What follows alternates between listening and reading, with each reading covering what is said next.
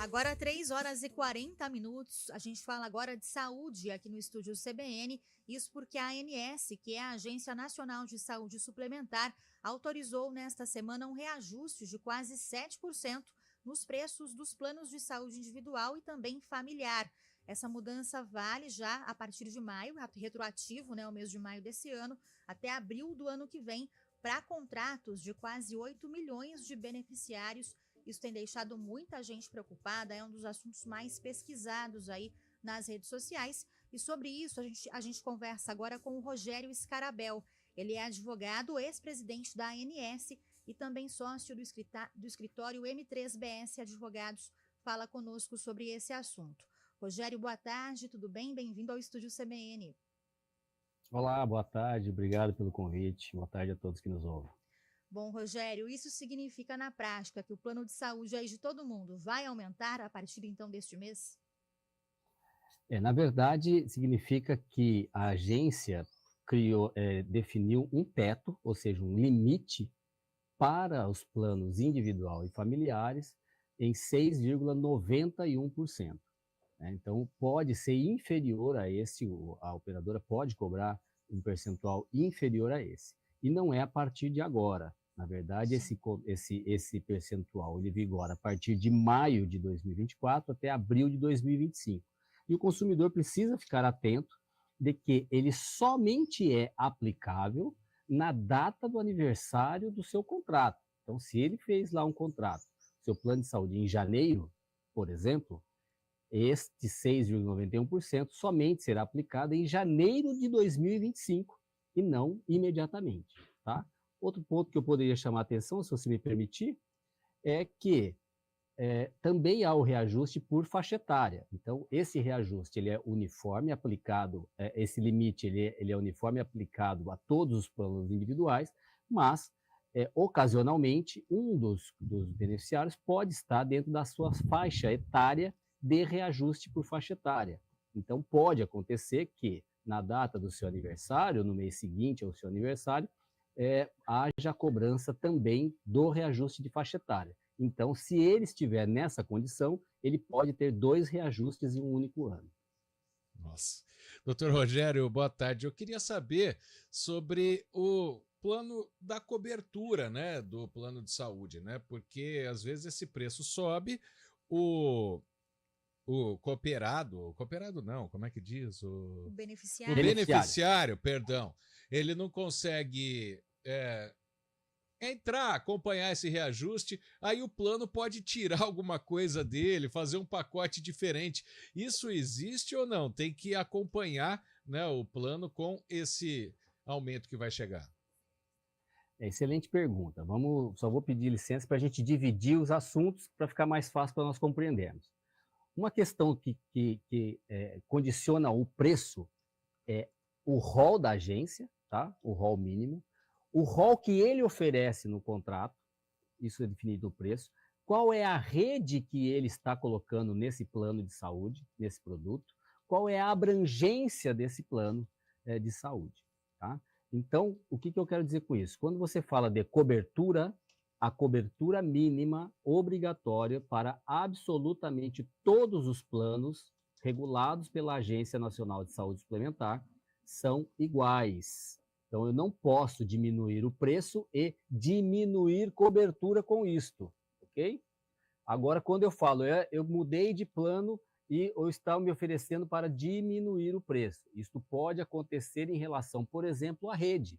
Eu tenho, então, um plano de saúde que tem cobertura nacional, mas eu não preciso de ter cobertura nacional porque eu deixei de viajar ou por uma circunstância qualquer. Hoje, um plano que me atende é uma cobertura municipal, regional e estadual. Então, isso faz com que diminua o percentual. Outro ponto também que diminui o percentual são os planos com coparticipação em franquia, ou seja, dentro de um limite, dentro de condições de tratamento, o beneficiário também contribui com aquele custo em um percentual definido previamente em contrato.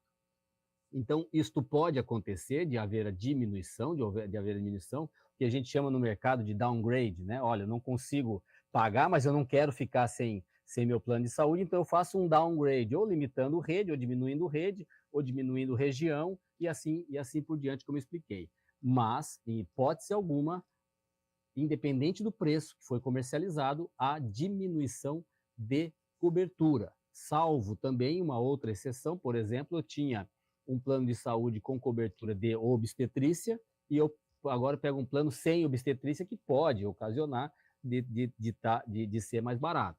Eu tinha um plano hospitalar e eu passo para um plano ambulatorial. Então, isso também diminui, mas sempre dentro do rol mínimo estabelecido pela ANS.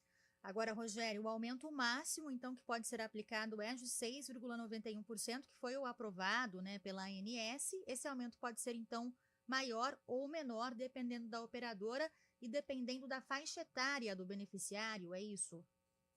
Não, ele não pode ser maior. Vamos dividir novamente.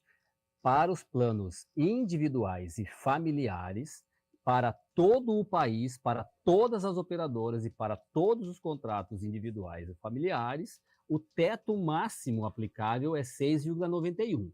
Então, ele pode ser menor. Para quem tem um contrato coletivo, até 29 vidas, é a média do percentual de todos os contratos daquela operadora. Então, uma pode dar 16, outra pode dar 15, outra pode dar 20, e assim por diante. E para os contratos acima de 30 vidas, aí são negociações entre as partes. A agência, ela não se envolve nessa negociação. Então, você tem, por exemplo, contratos negativos, ou seja, menores do que foi esse ano, 0, e pode chegar também a outros percentuais mais altos. Isso é importante até o que o senhor está dizendo, porque quem tem, por exemplo, o plano de saúde vinculado à empresa que trabalha, talvez não tenha diferença nenhuma, né? Esse custo ele vai ficar para a empresa. Se for um contrato integralmente pago pela empresa, sim, a empresa vai, o beneficiário, em tese, não tem nenhum impacto financeiro em relação a isso. Agora, mas não é o caso do 6,91, né? Só para deixar claro que o contrato empresarial ele é coletivo e o coletivo não está abarcado pelo 6,91. Ele pode ser menor, pode ser maior. Agora, Rogério, você, além de advogado especialista aí na área, é também ex-presidente da ANS, né? Eu queria que você explicasse para a gente como esse reajuste é definido, quando a gente fala desse índice aí de quase 7%, quais são os critérios para a definição dele e qual que é o histórico também dessas mudanças? É um reajuste aí dentro do que já vinha sendo aplicado nos anos anteriores pela ANS ou não? A gente teve um reajuste aí um pouco maior que o esperado. Como que você analisa aí esses números? Na verdade, o percentual de 6,91% é o menor nos últimos 13 anos de reajuste. É claro que houve um momento da pandemia, que foi em 2022, em que foi negativo 8,19%, né? Por conta de um impacto do ano anterior em relação à pandemia, movimento pandêmico. Mas num procedimento, vamos dizer, chamado de normal, é o menor reajuste dos últimos 13 anos. Então, o reajuste ele é uma fórmula, tá? Que tem a seguinte composição. 80% desse índice ele é computado o que a gente chama de variação de despesa assistencial, ou seja, a famosa sinistralidade. Tudo aquilo que foi gasto, tudo aquilo que foi incorporado, tudo aquilo que foi utilizado, tudo aquilo que foi comprado para a assistência. Tá? 80% do cálculo desse índice é pela variação da despesa assistencial. Os outros 20%, ele é composto do IPCA. Tá? Então, lá no IPCA, você tem uma cesta, né, de critérios, de valores, de preços que compõem o IPCA. Dessa cesta, você retira o cálculo que eles fazem lá dos contratos de plano de saúde, para que não haja um recálculo sobre isso, né? E 20% dessa cesta do IPCA é calculado junto com os 80%. E aí nós teríamos, então, os 100% calculado dessa forma.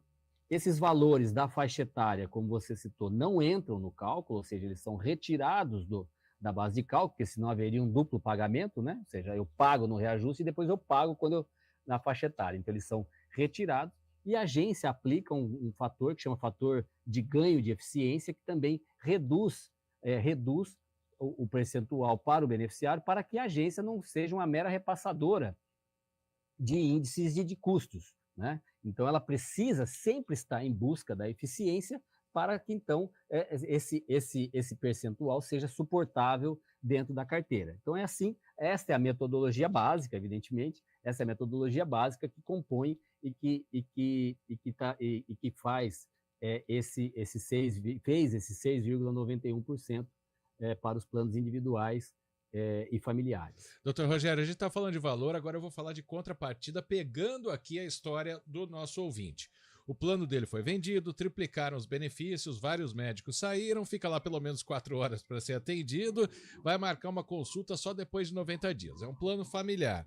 E ele diz que está no plano há mais de 20 anos, mas como ele tem mais de 60, é inviável mudar, pois fica mais caro. Nem sempre também ter o plano significa que a gente vai ter o atendimento que é esperado pelo que paga, né? Absolutamente, isso não acontece, tá? Uma coisa é o que a gente chama de expectativa. Talvez a expectativa dele realmente não ocorra da forma como vinha ocorrendo e agora ele está encontrando alguma dificuldade. Mas eu quero esclarecer para o consumidor, já que é uma pergunta do ouvinte, que não existe, não pode haver uma consulta para 90 dias, tá? Existe todo um regramento da ANS, através da resolução 566, em que existe todo lá a quantidade de dias possíveis para serem realizados. Por exemplo, a consulta com especialistas são 7 dias úteis. Então, se está acontecendo esse tipo de situação, 90 dias para uma consulta, 6 meses para um exame ou coisa que o valha, isto não está correto. Ele deve procurar a ouvidoria da operadora, fazer a sua reclamação junto à ouvidoria da operadora, e uma vez não satisfeita com a resposta, uma vez não solucionado o seu problema, ele deve procurar a Agência Nacional de Saúde Suplementar e abrir essa reclamação junto à agência. Só quero fazer uma pequena observação, tá? Que uma coisa é o que é disponibilizado pela operadora, a outra é o que ele deseja. Então, eu tenho lá um rol de médicos e eu desejo me consultar com um determinado médico. E este determinado médico é quem tem uma vaga, vamos dizer assim, para uma consulta para daqui 90 dias. Um exemplo, tá? Então, se eu for na operadora de saúde, ela tem a obrigação de, no prazo determinado pela RN 566, de determinar a realização dessa consulta, que não necessariamente pode ocorrer com o médico de escolha do consumidor, o médico de escolha do beneficiário. Rogério, então, aproveitando o consumidor que tem alguma dúvida, tanto em relação a esses prazos, quanto também em relação a esse reajuste que deve chegar aí para alguns contribuintes nos próximos meses, clientes, aliás, né, nos próximos meses, o recomendado é o contato com a ANS, além da ouvidoria do plano de saúde. Qualquer dúvida sobre cobrança indevida ou sobre a taxa aplicada, qual que é a recomendação, portanto? Perfeitamente. Primeira recomendação é estar atento ao seu boleto, né? A norma determina que no corpo do boleto venha todas as especificações sobre a cobrança do reajuste, qual a data, qual o valor que ele vai implicar, e sempre na data do aniversário do contrato firmado. Tá? O segundo ponto, qualquer dúvida deve procurar a operadora de saúde através do seu saque ou da sua ouvidoria para pegar maiores informações. E não satisfeito ou não respondido a tempo, ele então pode também procurar os canais da ANS, tanto pela internet como via telefone e outros canais possíveis, e fazer o seu questionamento. Tá? Então, isso tudo está disponível nos canais de contato, de atendimento da agência e das operadoras. Agradeço ao advogado Rogério Scarabel, que também é ex-presidente da ANS, falando conosco sobre o reajuste que foi aprovado, então, pela ANS para os planos de saúde. Rogério, uma ótima tarde para você. Até mais. Obrigado, uma ótima tarde a todos. Obrigado. Último intervalo, 13h55.